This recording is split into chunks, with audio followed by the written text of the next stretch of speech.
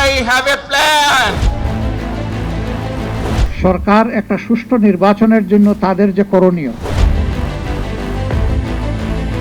কমিশনের তফসিল অনুযায়ী ফেব্রুয়ারির 12 তারিখ অনুষ্ঠিত হতে যাচ্ছে জাতীয় নির্বাচন।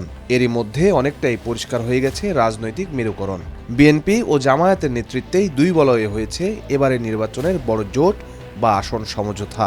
নির্বাচনে অংশ নিতে পারছে না আওয়ামী লীগ, এর বাইরে আছে জাতীয় পার্টি ও বাম দলগুলোর পৃথক দুটি জোট।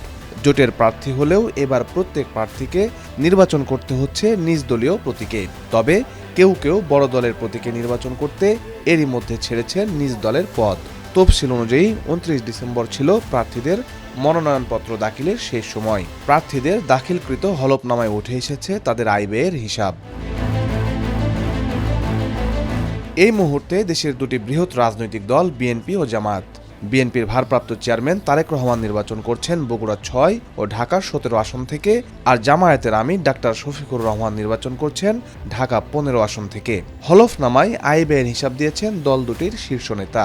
নির্বাচন কমিশনের ওয়েবসাইটে প্রকাশিত হলফনামা থেকে দেখা যায়, বিএনপির ভারপ্রাপ্ত চেয়ারম্যান তারেক রহমানের সম্পদের মূল্য প্রায় 1,96,80,185 টাকা, আর জামায়াতের আমির ডাক্তার শফিকুর রহমানের সম্পদের মূল্য 1,49,99,474 টাকা। হলফনামা অনুযায়ী মোট সম্পদের দিক থেকে এগিয়ে তারেক রহমান, তবে নগদ অর্থের দিক থেকে এগিয়ে ডাক্তার শফিকুর রহমান। হলফনামায় দেখা যায় 2024-25 অর্থ বছরে তারেক রহমানের মোট আয় দেখানো হয়েছে 6,76,353 টাকা, যা মূলত শেয়ার, সঞ্চয়, বন্ড ও ব্যাংক আমানত থেকে এসেছে। আর কৃষিখাত ও অন্যান্য উৎস থেকে ডাক্তার শফিকুর রহমানের বার্ষিক আয় প্রায় 3,60,000 টাকা।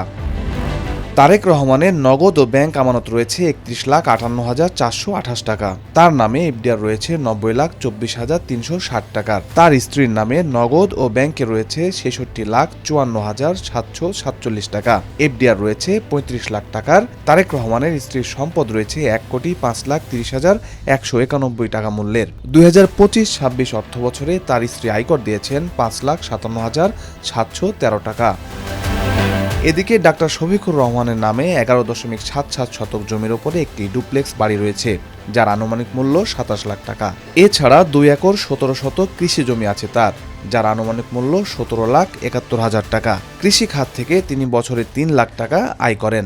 বন্ড, ঋণপত্র, স্টক এক্সচেঞ্জ তালিকাভুক্ত ও তালিকাভুক্ত নয় এমন কোম্পানির শেয়ার আছে 27,16,880 টাকার। তার নিজের 2 লাখ টাকার ইলেকট্রনিক্স পণ্য রয়েছে। এছাড়া 4.5 লাখ টাকা মূল্যের যানবাহন, 10 ভরি স্বর্ণের দাম দেখানো হয়েছে 1 লাখ টাকা, আসবাবপত্র দেখানো হয়েছে 2,40,000 টাকার। ব্যাংক ও আর্থিক প্রতিষ্ঠানে জমাকৃত অর্থ হিসাব দেখিয়েছেন 4,90,263 টাকা, আর তার হাতে নগদ অর্থ রয়েছে 60,76,497 টাকা। এই জনসমুদ্রের হলফনামায় দেখা যায় 2025-26 অর্থ বছরে তারেক রহমান আয়কর দিয়েছেন 1,01,453 টাকা, আর ডাক্তার শফিকুর রহমান আয়কর দিয়েছেন 30,000 টাকা।